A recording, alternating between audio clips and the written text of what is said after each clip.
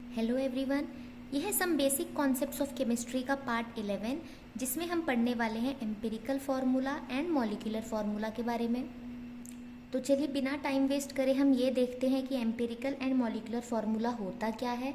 तो उसके लिए मैं एक कॉलम बना लेती हूँ। यहाँ पर हम देखेंगे मॉलिक्यूलर फार्मूला क्या होता है और यहाँ पर हम देखेंगे एम्पिरिकल फार्मूला क्या होता है।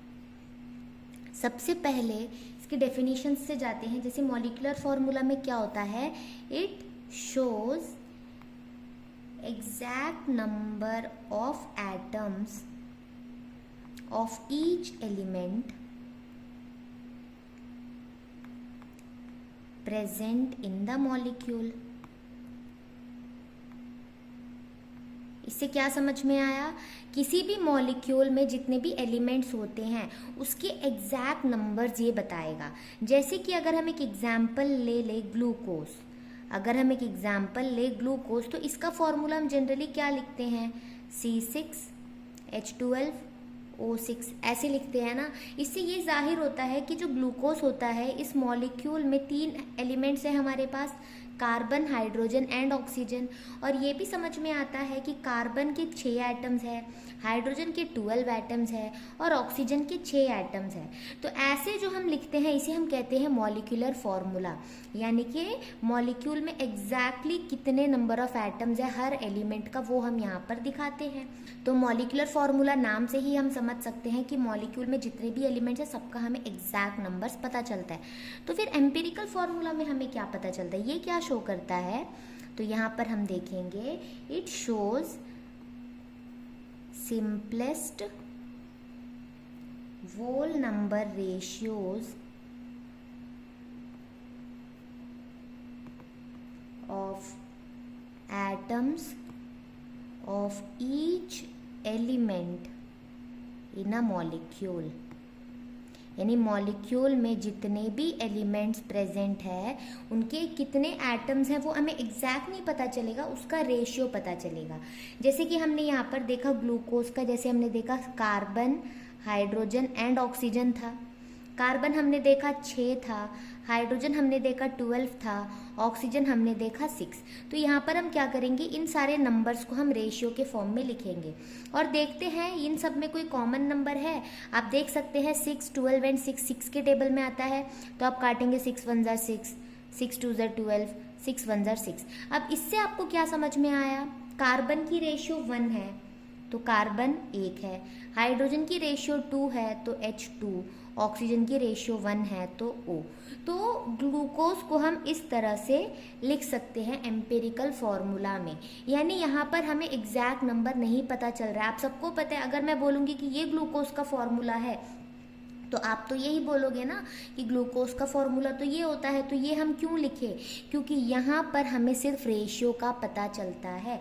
रेशियो का पता चलने का मतलब है जितने भी एटम्स हैं उनमें जितने नंबर्स हैं उन्हें हम क्या करेंगे, कट करके जो सिंपलेस्ट नंबर आता है उसके फॉर्म में अगर हम रिप्रेजेंट करेंगे तो उसे हम एम्पिरिकल फार्मूला कहते हैं। इतना सीख लेने के बाद हमें ये देखना होता है कि empirical formula and molecular formula में क्या रिलेशन होता है। तो हम कैसे निकालेंगे इनका रिलेशन। आप एक चीज़ ध्यान देना, जैसे आपने इसका एम्पिरिकल फार्मूला लिखा CH2O, ठीक है, इसे ना अगर आप ब्रैकेट पे रखो और आपको पता है ये जो 1 2 एंड 1 आया है वो कौन सा नंबर काटने पर आया है, 6 कट किया ना आपने, 6 को आपने यहाँ पे कट किया है तो आप 6 को सीधे यहाँ पर बाहर लिखोगे। इसका ये मतलब होगा कि इस 6 को आप जब चाहो अंदर भी मल्टीप्लाई कर सकते हो। यानी कि ये 6 इससे मल्टीप्लाई होगा तो C6, H2 into 6 12, O1 into 6 O6, ये हो गया। तो इस तरह से हम इन्हें रिप्रेजेंट करते हैं। तो जैसे मैंने आपको ग्लूकोज का एग्जाम्पल लेकर बताया उसमें आपने क्या समझा, एम्पिरिकल फार्मूला है उसे अगर आप ब्रैकेट में रखकर यहाँ पर वो नंबर ले रहे हो जिससे आपने सारे नंबर्स को कट किया। जैसे कि C6H12O6 के केस में आपने सभी नंबर को 6 से डिवाइड किया ना, 6 से डिवाइड करने पर तो आपको 1 2 एंड 1 आया। तो जो नंबर से आपने डिवाइड किया उस नंबर को अगर आप बाहर लिख लो तो आपको मिल जाएगा मॉलिक्यूलर फॉर्मूला। ये होता है empirical formula and molecular formula का रिलेशन। ठीक है, अब आप जो है एम्पिरिकल फॉर्मूला कैसे निकाल सकते हो, मॉलिक्यूलर फॉर्मूला कैसे निकाल सकते हो, यही आपका मेन टास्क है। क्वेश्चंस में आपसे यही पूछा जाता है और उसमें एक मेन काम होता है एन का। एन आप कैसे निकालोगे, तो जैसे कि हमने देखा जो ग्लूकोज का एम्पिरिकल फॉर्मूला था CH2O और उसका मॉलिक्यूलर फॉर्मूला था C6H12O6। इतना क्लियर है। अब आप क्या करोगे, अगर आप इसका मॉलिक्यूलर मास निकालोगे, आप क्या करोगे यहाँ पर इसका मॉलिक्यूलर मास निकालोगे तो आपको यहाँ पर दिखेगा 6 कार्बन है और एक कार्बन का 12 होता है तो 6 × 12 72 होगा। 12 हाइड्रोजन है, एक हाइड्रोजन का 1 होता है तो 12 हाइड्रोजन का 12 होगा। एक ऑक्सीजन का 16 होता है तो 6 ऑक्सीजन का 96 होगा। अगर आप इन सबको ऐड करोगे तो आपको यहाँ पर मिलेगा 180। तो ये इसका मॉलिक्यूलर मास हुआ। अब ये है एम्पिरिकल फॉर्मूला, इसका जो मास होगा इसे हम कहते हैं एम्पिरिकल फॉर्मूला मास। क्या कहेंगे, एम्पिरिकल फॉर्मूला मास। तो ये आप कैसे निकालोगे, आपको पता है एक कार्बन का 12 है, 2 हाइड्रोजन का 2, एक ऑक्सीजन का 16, तो यहाँ पर अगर आप निकालोगे तो आपको मिलेगा 30। ठीक है, अब आप क्या करना, ये जो मॉलिक्यूलर मास आपको मिला है इसे मैं MM लिख रही हूँ शॉर्ट में, और जो एम्पिरिकल मास है उसे मैं लिख रही हूँ EM। अगर आप इसे डिवाइड करोगे तो 180/30 आएगा, विच गिव्स अस 6। आपको 6 मिल रहा है और आपको पता है आपने 6 से ही डिवाइड किया था। तो जब आपको एम्पिरिकल फॉर्मूला मिल जाए और आपको मॉलिक्यूलर फॉर्मूला निकालना हो तो आपको n की वैल्यू चाहिए होगी, और वो n की वैल्यू आप कैसे निकालोगे, molecular mass divided by empirical mass, क्योंकि एम्पिरिकल मास जो होगा वो आपने निकाल लिया फॉर्मूला देखकर। मॉलिक्यूलर अब आप ये बोलोगे कि क्वेश्चन में मॉलिक्यूलर फॉर्मूला ही नहीं दिया है तो मॉलिक्यूलर मास कैसे पता चलेगा, तो क्वेश्चन में आपको मॉलिक्यूलर मास ज़रूर दिया होगा, उसका यूज़ करके और एम्पिरिकल मास का यूज़ करके आप n की वैल्यू निकाल सकते हो और उससे फिर आपको मॉलिक्यूलर फॉर्मूला भी मिल जाएगा। तो जैसे हम क्वेश्चंस करेंगे आपको समझ में आ जाएगा। अब ये तो हमने समझ लिया कि मॉलिक्यूलर फॉर्मूला हम कैसे निकालेंगे, एम्पिरिकल फॉर्मूला पता होगा, n की वैल्यू हम कुछ इस तरह से निकालेंगे तो हमें मॉलिक्यूलर फॉर्मूला तो मिल गया। बट मॉलिक्यूलर फॉर्मूला निकालने के लिए जो एम्पिरिकल फॉर्मूला हम यूज़ कर रहे हैं वो हम कैसे निकालेंगे, ये तो मैंने आपको बताया ही नहीं। तो यहाँ पर आता है आपका मास परसेंटेज वाला कॉन्सेप्ट, जो मैंने आपको पिछले वीडियो में पढ़ाया था। मास परसेंटेज आप कैसे निकालते हैं, और वहाँ मैंने आपको बताया था कि इसका यूज़ होता है एम्पिरिकल फॉर्मूला में, तो वही यहाँ पर हम देखेंगे। तो एम्पिरिकल फॉर्मूला निकालने के लिए आपको क्या होगा, mass percentage of each element given होगा। जैसे आपको अगर इसका निकालना होता तो आपको क्वेश्चन में बताया होता कि इस कंपाउंड में इतने % कार्बन है, इतने % हाइड्रोजन है और इतने % ऑक्सीजन है। उस परसेंटेज का यूज़ करके हम एम्पिरिकल फॉर्मूला निकालते हैं। फिर मॉलिक्यूलर मास हमें दिया होगा, अगर मॉलिक्यूलर फार्मूला फाइंड करना है तो मॉलिक्यूलर मास तो दिया ही होगा क्वेश्चन में। तो आप सिंपल क्या करेंगे, मॉलिक्यूलर मास एंड एम्पिरिकल मास का यूज़ करके n निकालेंगे और उससे फिर आपको मॉलिक्यूलर फार्मूला भी मिल जाएगा। मैंने कोशिश किया है आपको शॉर्ट में एक साथ पूरा बता दूं, लेकिन अगर आपको कन्फ्यूजन हो रही है बिना क्वेश्चन को देखे तो आप टेंशन मत लीजिए, जैसे मैं आपको क्वेश्चन कराऊंगी बिल्कुल क्लियर हो जाएगा। एक टेबल से ही हम एम्पिरिकल फार्मूला निकाल लेंगे, ठीक है। तो बिल्कुल घबराना नहीं है, इस वीडियो को एंड तक देखिए, आप ये पूरा का पूरा सीख जाएंगे। तो क्विक समरी देखिए, empirical formula can be determined if mass percent of each element is given. ये जैसे मैंने आपको बताया, अगर हर एलिमेंट का मास परसेंट दिया हो तो एम्पिरिकल फार्मूला हम निकाल सकते हैं। दूसरा, molecular formula can be determined if molecular mass is also known. तो ये स्टेप हो जाने के बाद अगर आपको मॉलिक्यूलर मास दिया हो तो आप मॉलिक्यूलर फार्मूला भी निकाल सकते हो। मैक्सिमम क्वेश्चंस ऐसे होंगे जिनमें आपको सिर्फ एम्पिरिकल फार्मूला निकालने को बोला जाएगा, तो आपको इतना काफ़ी है, मास परसेंटेज देकर आप निकाल लोगे। लेकिन अगर आपको मॉलिक्यूलर मास भी दिया होगा तो आपको मॉलिक्यूलर फार्मूला निकालना होगा, अदरवाइज एम्पिरिकल फार्मूला ही काफ़ी है, क्योंकि बहुत सारे कंपाउंड्स का empirical formula and molecular formula same होता है। जैसे एग्जांपल के लिए हम देखेंगे वाटर मॉलिक्यूल। अगर H2O को हम देखेंगे, मुझे पता है वाटर मॉलिक्यूल में 2 हाइड्रोजन और 1 ऑक्सीजन है, तो ये एग्जैक्ट नंबर ऑफ एटम्स हुए, तो ये इसका मॉलिक्यूलर फार्मूला हुआ। तो जैसे मैंने आपको बताया, हाइड्रोजन आपके पास 2 है, ऑक्सीजन आपके पास 1 है। अब ये 1 है, इसे मैं और सिंप्लीफाई कैसे करूं? यहाँ पे कोई कट नहीं सकता कोई नंबर, तो यही उसका सिंपलेस्ट रेशियो है। तो एम्पिरिकल फॉर्मूला भी उसका H2O हो जाएगा। और ऐसे केस में जहाँ पर empirical formula and molecular formula same हो जाते हैं ना, वहाँ पर आपको मॉलिक्यूलर फॉर्मूला निकालने को नहीं बोला जाएगा, वहाँ पर सिर्फ आपको एम्पिरिकल फॉर्मूला ही पूछेंगे, ठीक है ना। अब कभी कभार ऐसा होगा आपको मॉलिक्यूलर फॉर्मूला तो निकालना होगा बट आपको मॉलिक्यूलर मास नहीं दिया होगा, इंस्टेड आपको दिया होगा वेपर डेंसिटी। क्वेश्चन में बोला होगा अगर इस मॉलिक्यूल का वेपर डेंसिटी इतना है तो उसका मॉलिक्यूलर फॉर्मूला निकालिए। तो जाहिर सी बात है मॉलिक्यूलर मास और वेपर डेंसिटी में कुछ तो रिलेशन होगा ना। वो रिलेशन ये है कि जो मॉलिक्यूलर मास होता है it is 2 times of vapour density. ये आपको बिल्कुल ध्यान देना है। जब आपको मॉलिक्यूलर मास ना दिया हो और वेपर डेंसिटी दी हुई हो तो 2 टाइम्स ऑफ वेपर डेंसिटी आपका मॉलिक्यूलर मास के इक्वल होता है। तो ये भी हम यूज़ करेंगे। तो हम ये सारे तरह के क्वेश्चन आज के वीडियो में कवर करने वाले हैं। आप एंड तक देखिए, आपको ज़रूर हेल्प होगा। और अपने दोस्तों को भी शेयर करिए अगर आपको ये वीडियो समझ में आए तो। चैनल को सब्सक्राइब भी ज़रूर करना। तो चलिए क्वेश्चन से शुरू करते हैं। हमारा पहला क्वेश्चन है, a compound contains 4.07% hydrogen, 24.27% carbon and 71.65% chlorine. Its molar mass is 98.96 gram यानी molecular mass. What are its empirical and molecular formulas. हमें ये दोनों ही चीज़ें निकालनी हैं, ठीक है। तो हम यहाँ पर कैसे सॉल्व करेंगे उसके लिए मैंने आपको बोला था मैं आपको एक टेबल बताऊंगी, हम उस टेबल के थ्रू करेंगे सॉल्व। तो चलिए देखते हैं टेबल में हमें सबसे पहले करना क्या होगा। मैं अगले स्लाइड में क्वेश्चन करा रही हूँ तो वहाँ पे आपको ये सारे इन्फॉर्मेशन दिख जाएंगे, कंफ्यूज मत होना। सबसे पहला जो हमारा कॉलम होगा उसमें हम लेंगे अपना एलिमेंट, जो एलिमेंट हमें दी हुई है, ठीक है ना। जैसे कि हमें एलिमेंट्स दिया हुआ था हाइड्रोजन, कार्बन एंड ऑक्सीजन। थोड़ा सा हम बीच में गैप भी रखेंगे क्योंकि कैलकुलेशंस भी आएंगे ना, तो हम यहाँ पर थोड़ा सा गैप रखेंगे। अगर आप अपने नोटबुक में कर रहे हो तो हर एक एलिमेंट के बाद 2 या 3 लाइन आप छोड़कर अगला एलिमेंट लिखिएगा, ठीक है ना। और अगले वाले कॉलम में आप लेंगे परसेंटेज कंपोजिशन। पहला कॉलम आपका हो गया एलिमेंट का, दूसरे कॉलम में आप लेंगे परसेंटेज कंपोजिशन जो आपको क्वेश्चन में ही दिया होगा। तो पहले 2 कॉलम तो आपको क्वेश्चन में ही गिवन है, ठीक है ना। जैसे हाइड्रोजन का आपको दिया हुआ था 4.07%, कार्बन का दिया हुआ था 24.27% एंड ऑक्सीजन का, सॉरी ऑक्सीजन नहीं है, क्लोरीन था ना, क्लोरीन का आपको दिया हुआ था 71.65%, ठीक है। तो ये हो जाने के बाद अगला आप लेंगे एटॉमिक मास, जो कि आपको पता ही होगा।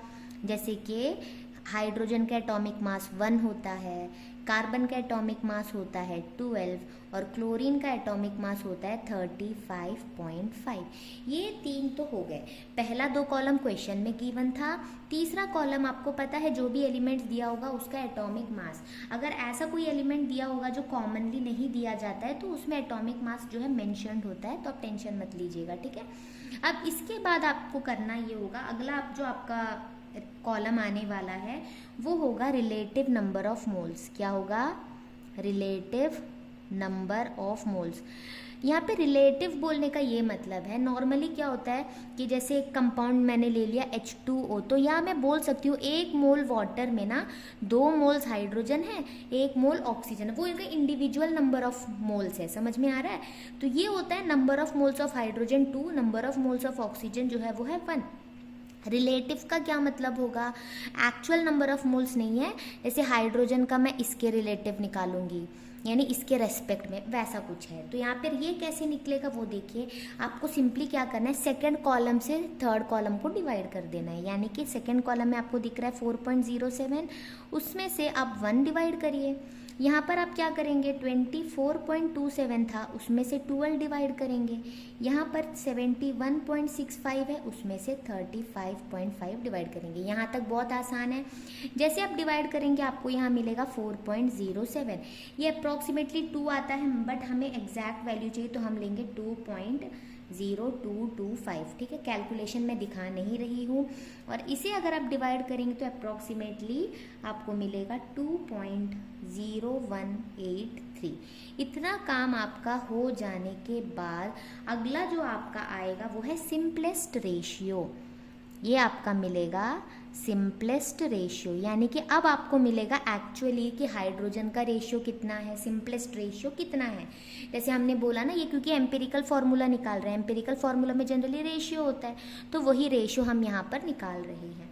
वो हमें कैसे मिलेगा, आप पहले क्या करिए, जो वैल्यू आपको यहाँ पर मिला है वो एग्जैक्ट आप यहाँ पर चिपका दीजिए, जो भी आपको मिला है वो यहाँ पर आप लिख दीजिए। उसके बाद देखिए सब में से छोटा वैल्यू कौन सा है, जो आपको दिखेगा ये सबसे छोटा है, तो इससे आप क्या करिए, सबको डिवाइड कर दीजिए, इसको भी और इसको भी, आप सबको डिवाइड कर लेंगे। इतना क्लियर है। पहले आपने क्या किया, एलिमेंट को लिखा, फिर परसेंटेज को लिखा, फिर एटॉमिक मास को लिखा, फिर आप क्या करेंगे, परसेंटेज डिवाइडेड बाय मास करेंगे, जो भी वैल्यू मिला वो आप यहाँ पर लिखेंगे और सबसे जो छोटा वैल्यू है उससे आप सबको डिवाइड करेंगे। ठीक है, अब यहाँ पर अगर आप डिवाइड करेंगे तो आपको मिलेगा 2.016, यहाँ पर आपको मिलेगा 1.002 और यहाँ पर आपको मिलेगा एग्जैक्टली 1। ये हो जाने के बाद आपको ये करना है कि जो भी आपको यहाँ पर नंबर मिला वो किस वोल नंबर के ज़्यादा नज़दीक है वो आपको देखना है। 2.016 यानी कि ये अप्रॉक्सीमेटली 2 ही होगा। 1.002 को मैं अप्रॉक्सीमेटली 1 लिख सकती हूँ और यहाँ पर दिया हुआ है 1 यानी कि क्लोरीन के लिए 1 होगा। तो ये हमें यहाँ पर रेशियो मिल चुका। इसका मतलब है कि इस कंपाउंड में हाइड्रोजन का रेशियो 2 है, कार्बन का रेशियो 1 है एंड क्लोरीन का रेशियो भी 1 है। तो इस हिसाब से हम इसका एम्पिरिकल फॉर्मूला क्या बता सकते हैं, क्योंकि जब भी हम कंपाउंड लिखते हैं H को पहले नहीं लिखते, हम C को पहले लिखते हैं। तो कार्बन 1 है, लिख लिया, हाइड्रोजन 2 है तो H2 और क्लोरीन 1 है तो Cl। ये हो गया हमारा एम्पिरिकल फॉर्मूला। बट यहाँ पर हमारा काम खत्म होता नहीं है, हमें यहाँ पर क्या बताना है, मॉलिक्यूलर फॉर्मूला भी बताना है, तो वो भी हम निकालते हैं यहाँ पर। तो हमने अभी अभी एम्पिरिकल फार्मूला निकाला CH2Cl।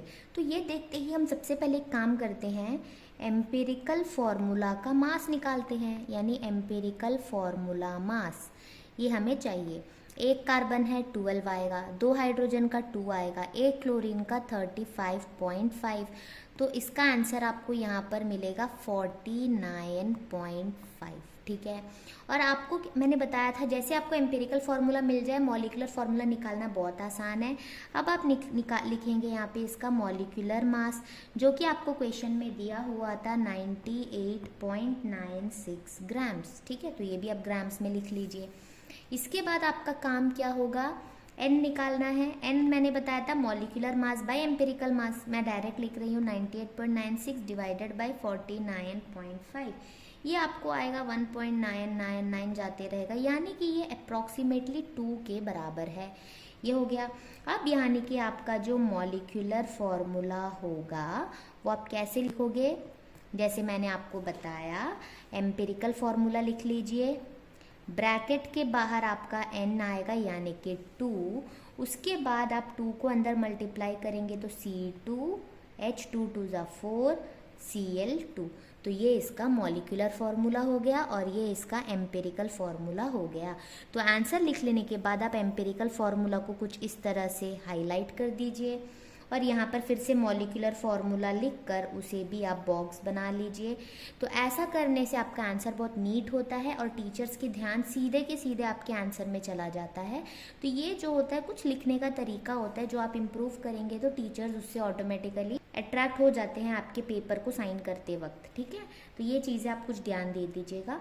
और भी कुछ क्वेश्चन हम करेंगे, बट जैसे आपने टेबल सीख लिया है तो अगले क्वेश्चन में आप खुद से वो टेबल ड्रॉ करके खुद से कोशिश करिए सॉल्व करने का, हो जाएगा। अगर कहीं पे कोई कंफ्यूजन है तो आप सॉल्यूशन देख सकते हैं, वरना आप सीधे स्किप करके आंसर पे जाइएगा। ठीक है, क्वेश्चन नंबर 2, ये टेक्स्ट बुक का ही एक क्वेश्चन है। Determine the empirical formula of an oxide of iron which has 69.9% iron and 30.1% dioxygen. तो यहाँ पे 2 ही एलिमेंट है, आयरन एंड ऑक्सीजन। तो हम फिर से वो टेबल बनाते हैं। मैं ऊपर टेबल को लेबल नहीं कर रही हूँ। सबसे पहला हमारा एलिमेंट है आयरन और दूसरा हमारा एलिमेंट है ऑक्सीजन। यहाँ पर क्योंकि डाई ऑक्सीजन बोला गया है, आप यहाँ पर O2 नहीं लिखेंगे।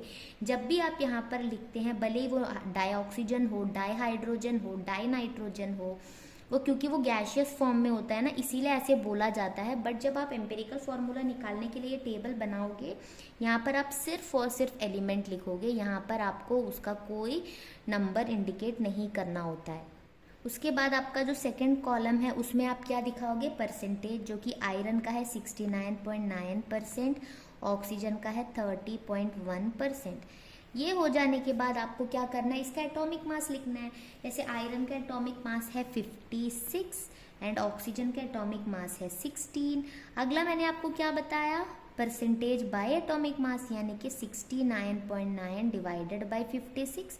यहाँ पे आपको करना है 30.1 डिवाइडेड बाय 16। तो ये डिवाइड करने पर आपको मिलेगा 1.25 और इसको डिवाइड करने पर आपको मिलेगा 1.88। इतना होने के बाद मैंने क्या बताया था, जो भी आपको मिला वो सीधे आपको यहाँ पर लिखना है। उसके बाद ये देखना है कि कौन सा नंबर आपको सबसे छोटा दिखा। 1.25 सबसे छोटा है, तो 1.25 से आप दोनों को क्या करोगे, डिवाइड करोगे। तो ये आपको मिल जाएगा 1 और ये आपको मिल जाएगा 1.5। इसके बाद हमारा स्टेप क्या होता था कि इसका सबसे सिंपलेस्ट वाला नंबर हमें लिखना है, यानी पॉइंट में अगर होगा तो हमें उसे वोल नंबर बनाना है। 1 तो बहुत ही सिंपल है, वो तो 1 ही रहेगा। बट जो 1.5 है, इसमें आप कंफ्यूज हो जाओगे, आप इसे 1 लोगे या 2 लोगे। आप दोनों ही नहीं ले सकते क्योंकि 1.5 तो इनके बिल्कुल ही बीच में आता है। जब ऐसा केस आए ना, नॉर्मली अगर वो नंबर 1.9 होता तो मैं 2 ले लेती, 1.1 भी होता तो मैं 1 ले लेती, बट क्योंकि ये 1.5 है और जब भी आपको ऐसा 0.5 आए तो आप ना पिछला नंबर ले सकते हैं ना अगला नंबर ले सकते हैं। तब आप क्या करोगे, इसे आप 2 से मल्टीप्लाई करोगे। लेकिन आप इसे अकेले मल्टीप्लाई नहीं कर सकते।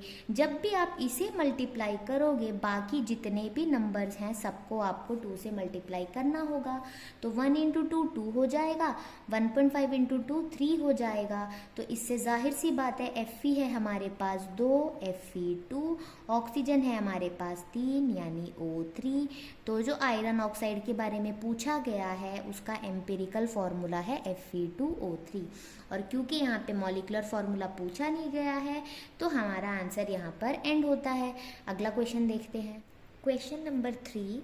A compound is found to contain 23.3% magnesium, 30.7% sulfur and 46.0% oxygen. तो यहाँ पर भी हमारे पास 3 एलिमेंट है, मैग्नीशियम, सल्फर एंड ऑक्सीजन। ठीक है। What is the empirical formula of this compound? तो यहाँ पर भी हमें सिर्फ एम्पिरिकल फार्मूला ही निकालना है। तो मैं इसे अगले स्लाइड में करवाती हूँ टेबल, पहले आप खुद से करिए फिर देखना आंसर। सबसे पहले कॉलम में हम एलिमेंट्स को लिखेंगे जो कि है मैग्नीशियम, सल्फर एंड ऑक्सीजन। ये हो गया। इसके बाद हम क्या लिखेंगे, अपना परसेंटेज। मैग्नीशियम का दिया हुआ था 23.3%, सल्फर का दिया हुआ था 30.7% एंड ऑक्सीजन का दिया हुआ है 46.0%। इसके बाद हमारा काम है सबका एटॉमिक मास लिखना। तो आपको पता है मैग्नीशियम का एटॉमिक मास होता है 24, सल्फर का होता है 32 एंड ऑक्सीजन का होता है 16। अगला स्टेप क्या है, percentage divided by atomic mass. यहाँ पर भी आप सेम करोगे, यहाँ पर भी सेम चीज़ करना है। तो इसे अगर आप डिवाइड करोगे तो आपको मिलेगा यहाँ पर 0.97 और इसे डिवाइड करने पर आपको मिलेगा 0.96 और इसे डिवाइड करने पर मिलेगा 2.875। इतना हो गया। अब इसके बाद आपको क्या करना है, सारे नंबर्स एज इट इज़ लिखने हैं जो आपको मिला है आंसर में। अब चेक करना है कि सबसे छोटा नंबर कौन सा है, जो कि है 0.96। तो सबको आप 0.96 से क्या करोगे, डिवाइड करोगे 0.96। तो ये डिवाइड होने के बाद मिलेगा 1.01, ये एग्जैक्टली 1 और ये आपको मिलेगा 2.99। अब आपको इसे राउंड ऑफ करना है, जैसे 1.01 को हम सीधे 1 लिख सकते हैं, 1 जो है वो तो 1 ही होगा। 2.99 यानी कि ये हो गया 3, यानी कि मैग्नीशियम का सिंपलेस्ट रेशियो 1 है, सल्फर का सिंपलेस्ट रेशियो भी 1 है, ऑक्सीजन का सिंपलेस्ट रेशियो 3 है। तो आपका एम्पिरिकल फॉर्मूला हो जाएगा MgSO3। तो यहाँ जगह कम होने की वजह से मैं बीच में लिख रही हूँ, आपको प्रॉपरली टेबल के नीचे लिखना है the empirical formula of compound is MgSO3। बस इसके साथ ये आंसर भी कंप्लीट होता है। Oxide of nitrogen is found to contain 30.4% nitrogen. What is its empirical formula. यहाँ पर आप बोलोगे आपको तो एक ही एलिमेंट दिया गया है, तो यहाँ पर एक चीज़ नोट करना, ऑक्साइड ऑफ नाइट्रोजन यानी कि यहाँ पे ऑक्सीजन भी है जिसके बारे में बताया नहीं गया है। अब नाइट्रोजन का ऑक्साइड है तो जाहिर सी बात है उसमें सिर्फ नाइट्रोजन एंड ऑक्सीजन ही होगा, ठीक है। अब नाइट्रोजन दिया हुआ है 30.4%, ऑक्सीजन नहीं दिया, तो हम क्या करेंगे, हमें पता है दोनों मिलाकर 100% तो होता है ना, तो हम सिंपली क्या करेंगे ऐसे केस में, और कभी कभी ऐसे भी होता है कि 3 एलिमेंट होगा, आपको ये बोल दिया जाएगा कि इतने % ये एलिमेंट है, इतने % ये एलिमेंट है और बाकी जितने हैं वो तीसरा एलिमेंट है। तो ऐसे केस में भी आपको क्या करना होगा, बाकी दोनों को आप ऐड करोगे और 100 से हटा दोगे। वैसे ही 100 से अगर आप 30.4 हटाओगे तो आपको मिलेगा 69.6% हो गया। अब नाइट्रोजन का जो एटॉमिक मास है वो होता है 14 और ऑक्सीजन का होता है 16। अब तो बहुत सिंपल है, आप मुझसे पहले कर सकते हो। तो ये डिवाइड होने के बाद क्या आएगा, अगर ये डिवाइड करोगे तो ये आपको मिलेगा 2.17 और ये आपको मिलेगा 4.35। अगर मेरी कैलकुलेशन में कुछ मिस्टेक है तो वो आप ध्यान दीजिएगा, इसीलिए सीधे सीधे आपको छापना नहीं है, आपको पूरा सॉल्व करके ही देखना है। अब उसके बाद आपको क्या करना है, जो भी नंबर है उसे आप एज इट इज़ लिखोगे। सबसे छोटा नंबर है 2.17, उससे आप दोनों को डिवाइड करोगे तो ये आपको मिलेगा 1 और ये आपको मिलेगा 2.004। तो आपको इसे राउंड ऑफ करना है, तो ये तो 1 ही हुआ, 2.004 यानी कि 2। तो इसका मतलब है नाइट्रोजन 1 है, ऑक्सीजन 2 है, तो आपको मिल गया एम्पिरिकल फॉर्मूला। तो सिंपल था। ये क्वेश्चन लेने का मोटिव ये था कि आपको ये समझाना है कि हर क्वेश्चन में आपको सारे एलिमेंट्स का पूरा परसेंटेज दिया हो ये ज़रूरी नहीं है। सिर्फ एक ही एलिमेंट का दिया है तो दूसरा का आप सिंपली 100 में से माइनस करके खुद से लिखोगे। और जाहिर सी बात है ऑक्साइड बोला गया तो समझ जाना दूसरा एलिमेंट ऑक्सीजन ही होगा। तो ये क्वेश्चन मैंने सिर्फ इसलिए ही लिया है। और एक क्वेश्चन मैं करवाऊंगी वेपर डेंसिटी से रिलेटेड, तो यहाँ पर मुझे लगता है मैंने एम्पिरिकल फार्मूला भी करा दिया, उसमें मैंने ऐसा टाइप भी कराया है, मॉलिक्यूलर मास देखकर जो मॉलिक्यूलर फार्मूला निकालते हैं वो भी हो चुका। बस एक बचा जो है वेपर डेंसिटी से रिलेटेड, वो भी मैं एक करवाऊंगी। उसके बाद मैं आपको 4 क्वेश्चंस दूंगी होमवर्क, जो आपको खुद से प्रैक्टिस करना है और उसका आंसर आपको निकालना है। तो चलिए आखिरी क्वेश्चन देखते हैं। देखिए जो ये मैंने क्वेश्चन लिया है ये एक मल्टीपल चॉइस टाइप क्वेश्चन है। हो सकता है कि आपको इसका ऑप्शंस ना दिया हो, सीधे आपको क्वेश्चन सिर्फ इतना ही दिया हो, ऐसा भी हो सकता है। A gas has empirical formula gas has molecular formula, क्योंकि यहाँ पे N भी तो दिया हुआ है ना, तो ये मॉलिक्यूलर फार्मूला है इसका CHN। If vapour density of the gas is 39, what should be the formula of the compound. तो सिंपल सी बात है, जैसे मैंने आपको एक चीज़ बताया था, जो एम्पिरिकल फार्मूला होता है उसके बाहर ये नंबर लिखा जाता है तो हमें मॉलिक्यूलर फार्मूला मिलता है। तो इससे हमें ये हिंट मिलता है कि जो एम्पिरिकल फार्मूला है वो क्या है, CH। तो एम्पिरिकल फार्मूला इज CH। इतना क्लियर है। इसके बाद हम क्या देखेंगे, हमें पता है यहाँ पर वेपर डेंसिटी दिया हुआ है, तो सबसे पहले हम एक काम करते हैं, एम्पिरिकल मास निकालते हैं। शॉर्ट में हम लिखते हैं एम्पिरिकल मास। कार्बन का 12 होता है, हाइड्रोजन का 1 होता है, यानी कि ऐड होकर ये मिला हमें 13। और जो हमारा मॉलिक्यूलर मास होगा वो क्या होगा, जैसे मैंने बताया था वेपर डेंसिटी के केस में क्या होता है, 2 इंटू वेपर डेंसिटी, यानी कि 2 इंटू 39 होता है।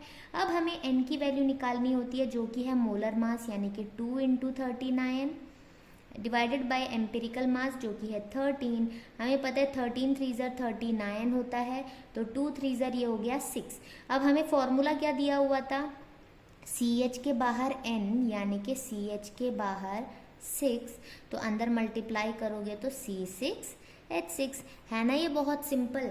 तो ऐसे भी हो सकता है कि आपको ऐसे ना देकर आपको वही परसेंटेज दिया हो, तो पहले आप खुद से एम्पिरिकल फॉर्मूला निकालोगे, एम्पिरिकल फॉर्मूला से फिर आप एम्पिरिकल मास निकालोगे, मॉलिक्यूलर मास निकालने के लिए वेपर डेंसिटी को 2 से मल्टीप्लाई करोगे, फिर आप n की वैल्यू निकाल कर मॉलिक्यूलर फॉर्मूला निकालोगे। तो यहाँ मैंने ये क्वेश्चन इसलिए लिया क्योंकि हमने एम्पिरिकल फॉर्मूला में परसेंटेज निकालने वाला क्वेश्चन तो 4 देख लिए, तो इसलिए मैंने ऐसा एक टाइप का क्वेश्चन लिया आपके लिए, ताकि ऐसा टाइप का क्वेश्चन भी अगर आए तो आप कर पाओ। तो ये क्योंकि एमसीक्यू टाइप है तो हो सकता है नीट या जेईई में भी ये क्वेश्चंस आ सकते हैं, तो ये ऐसे क्वेश्चंस भी आप प्रैक्टिस ज़रूर करना। अब आप होमवर्क वाले क्वेश्चंस ले लीजिए, उसे सिंसियरली सॉल्व करिए। अभी वक्त नहीं है तो जब आप इस चैप्टर को रिवाइज कर रहे होंगे तब तो ज़रूर करना सॉल्व। होमवर्क का question number 1, determine empirical formula of the compound which has 15.8% carbon and 84.2% sulphur by mass. Simple है, 2 एलिमेंट्स है, आपको सिर्फ एम्पिरिकल फार्मूला निकालना है। अगला question, an unknown compound is found to contain 40.0% carbon, 6.7% hydrogen and 53.3% oxygen with molecular mass of 60.0 gram per mole. What is the molecular formula of this unknown compound. यहाँ पर empirical formula पूछा नहीं है, but बिना empirical formula के molecular formula नहीं निकलेगा, तो आपको पहले टेबल बनाकर एम्पिरिकल फार्मूला निकालना है, फिर आपको इसका मॉलिक्यूलर फार्मूला निकालना है। Question number 3, caffeine has the following composition, 49.48% carbon, 5.19% of hydrogen, 16.48% of oxygen and 28.85% of nitrogen। 4 elements हैं। Molecular weight is 194.19 gram per mole. Find out the empirical and molecular formula. Simple है but यहाँ पर 4 elements हैं। 4th question, what is the molecular formula of a gas with vapour density 15 and empirical formula CH3। Vapour density से आप molecular mass निकालोगे, empirical formula देखकर empirical mass निकालोगे, उससे आपको n मिल जाएगा और आप निकाल सकते हो मॉलिक्यूलर फॉर्मूला। तो ये क्वेश्चंस आपका होमवर्क है। तो उम्मीद करती हूँ आपको ये वीडियो पसंद आया होगा। पसंद आया है तो अपने दोस्तों को भी शेयर करें, वीडियो को लाइक ज़रूर करें और चैनल को सब्सक्राइब भी ज़रूर करना। Thanks for watching.